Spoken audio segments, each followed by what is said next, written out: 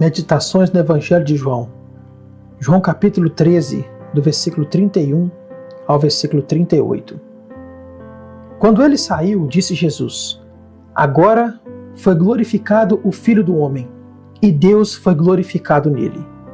Se Deus foi glorificado nele, também Deus o glorificará nele mesmo, e glorificá-lo-á imediatamente. Filhinhos, ainda por um pouco estou convosco. Buscar-me-eis. E o que eu disse aos judeus, também agora vos digo a vós outros: para onde eu vou, vós não podeis ir. Novo mandamento vos dou, que vos amei uns aos outros. Assim como eu vos amei, que também vós ameis uns aos outros. Nisto conhecerão todos que sois meus discípulos, se tiverdes amor uns aos outros. Perguntou-lhe Simão Pedro: Senhor, para onde vais? Respondeu-lhe Jesus: Para onde vou, não me podes seguir agora. Mais tarde, porém, me seguirás. Replicou Pedro: Senhor, por que não posso seguir-te agora? Por ti darei a própria vida. Respondeu-lhe Jesus: Darás a vida por mim? Em verdade te digo, que jamais cantará o galo, antes que me negues 3 vezes. Neste trecho, encontramos o Senhor Jesus finalmente a sós com seus 11 discípulos fiéis. O traidor, Judas Iscariotes, havia deixado o recinto e saído para realizar o seu perverso ato das trevas. Livre de sua dolorosa companhia, nosso Senhor abre o seu coração mais plenamente ao seu pequeno rebanho do que jamais fizera antes. Falando-lhes pela última vez antes da sua paixão, ele inicia um discurso que supera qualquer outra porção das Escrituras. Esses versículos nos mostram que glória a crucificação trouxe, tanto a Deus Pai quanto a Deus Filho. Parece impossível evitar a conclusão de que era isso que nosso Senhor tinha em mente quando ele disse: Agora é glorificado o Filho do Homem e Deus é glorificado nele. É como se ele dissesse: o tempo da minha crucificação está próximo, minha obra na terra está concluída. Um acontecimento está prestes a ocorrer amanhã, que, embora seja doloroso para vocês que me amam, é na realidade o mais glorioso tanto para mim quanto para meu Pai. Esta foi uma declaração obscura e misteriosa, e podemos crer com razão que os 11 não a compreenderam. E não é de se admirar. Em toda a agonia da morte na cruz, em toda a ignomínia e humilhação que eles viram de longe ou ouviram no dia seguinte, em ficar pendurado nu por 6 horas entre 2 ladrões, em tudo isso não havia aparência alguma de glória. Ao contrário, foi um evento capaz de encher a mente dos apóstolos de vergonha, de decepção e de consternação. E, no entanto, a declaração de nosso Senhor era verdadeira. A crucificação trouxe glória ao Pai. Glorificou sua sabedoria, sua fidelidade, sua santidade e seu amor.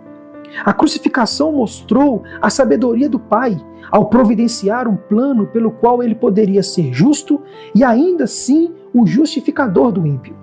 A crucificação mostrou a fidelidade do Pai ao cumprir sua promessa de que a semente da mulher pisaria a cabeça da serpente. A crucificação mostrou a santidade do Pai ao exigir que as demandas de sua lei fossem satisfeitas por nosso grande substituto. A crucificação mostrou o amor do Pai, ao prover tal mediador, tal redentor e tal amigo para o homem pecador, o seu Filho coeterno.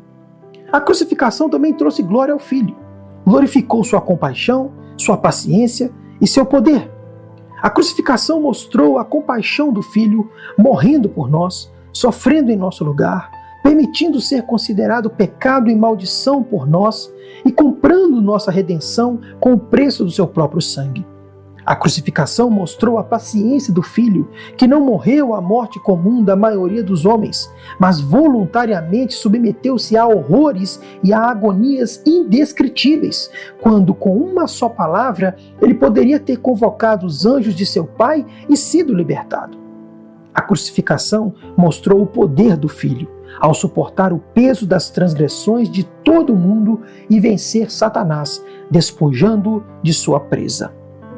Que nos apeguemos para sempre a esses pensamentos sobre a crucificação. Lembremos-nos que pinturas e esculturas jamais poderão expressar 1/10 do que ocorreu na cruz. Crucifixos e quadros, no máximo, podem apenas mostrar um ser humano agonizando numa morte dolorosa. Contudo, quanto à largura, o comprimento, a profundidade e a altura da obra realizada na cruz, quanto à lei de Deus sendo honrada, os pecados dos homens sendo levados ao ser punido em um substituto e a salvação gratuita sendo comprada para o homem, nada disso imagens ou quadros podem transmitir. E contudo, tudo isso está oculto sob a cruz.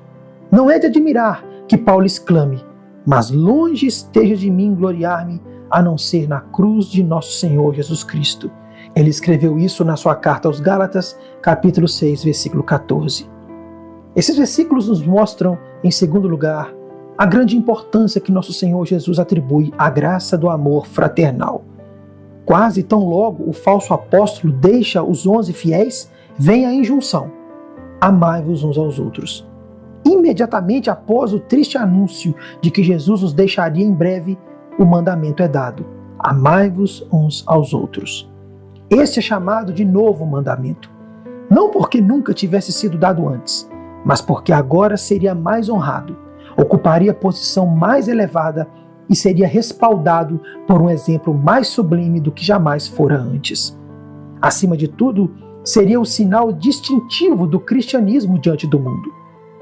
Jesus disse: nisto conhecerão todos que sois meus discípulos, se tiverdes amor uns pelos outros. Cuidemos para que essa conhecida graça cristã não seja apenas uma ideia em nossas mentes, mas uma prática em nossas vidas. De todos os mandamentos de nosso Mestre, não há nenhum tão falado e tão pouco obedecido do que este: amai-vos uns aos outros.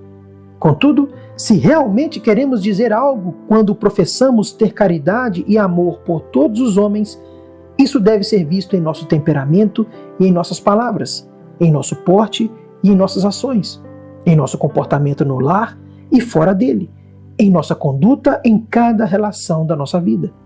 Especialmente deve manifestar-se em todo o nosso trato com outros cristãos. Devemos considerá-los como irmãos e irmãs e nos alegrar em fazer qualquer coisa que promova sua felicidade. Devemos abominar a ideia de inveja, malícia e ciúme em relação a um membro de Cristo e considerá-la pecado declarado. Isso é o que o nosso Senhor quis dizer quando nos mandou amar uns aos outros. A causa de Cristo na terra prosperaria muito mais do que prospera se essa simples lei fosse mais honrada. Nada há que o mundo compreenda e valorize mais do que o verdadeiro amor. Mesmo os homens que não compreendem nenhuma doutrina cristã e não sabem nada de teologia são capazes de apreciar atos de amor. Eles prendem sua atenção e os faz pensar. Pelo bem do mundo, busquemos o amor cada vez mais. Esses versículos nos mostram, por fim, quanta ignorância de si mesmo pode haver no coração de um verdadeiro crente.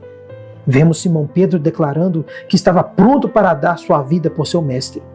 Vemos seu mestre dizendo-lhe que naquela mesma noite ele o negaria 3 vezes. E todos nós sabemos como terminou a história. O mestre estava certo e Pedro estava errado. Que seja um princípio firme em nossa religião.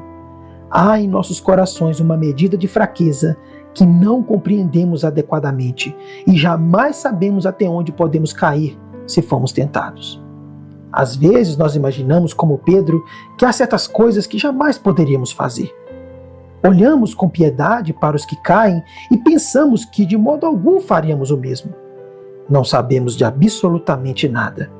As sementes de nosso pecado estão latentes em nossos corações, mesmo quando regenerados, e só precisam de ocasião, de descuido e da retirada da graça de Deus por algum tempo para produzir uma abundante colheita. Como Pedro, podemos pensar que podemos fazer maravilhas por Cristo. E como Pedro, podemos aprender por amarga experiência que não temos poder algum em nós mesmos. O servo de Cristo agirá sabiamente lembrando-se destas coisas. Aquele, pois, que pensa estar de pé, veja que não caia. Como Paulo escreveu aos Coríntios, na sua primeira carta, capítulo 10, versículo 12. Um humilde senso de nossa fraqueza inata, uma constante dependência de Deus para obter força, uma oração diária para ser sustentado são os verdadeiros segredos da segurança. O grande apóstolo dos gentios disse: quando sou fraco, então é que sou forte.